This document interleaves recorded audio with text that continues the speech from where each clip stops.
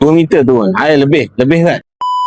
Gempa bumi yang berlaku di Kepulauan Mindanao pada 8 Jun mengakibatkan banyak kerosakan berlaku di sekitar Kepulauan Mindanao. Antaranya adalah di Malapatan. Dan tuan-tuan boleh tengok keadaan bukit yang runtuh dan ada lebih kurang 20 perumahan di atas ni hampir keseluruhnya menjadi terkesan. Ada yang runtuh secara total dan ada yang terkesan sebahagian, dan 20 rumah ni tidak selamat untuk diguna. Dan sekarang ni pihak kerajaan telah membersihkan keadaan. Pada hari kejadian difahamkan jalan utama ni tutup sepenuhnya selama 3 hari kerana ada kerosakan dan sebagainya. InsyaAllah tuan-tuan, ini adalah satu ujian yang tertimpa kepada saudara mara kita di bumi Mindanao. InsyaAllah sama-sama kita bantu melalui sumbangan tuan-tuan dan puan-puan ke akaun tabung kemanusiaan PAS Relief. InsyaAllah kami akan sampaikan kepada mereka yang memerlukan di sini.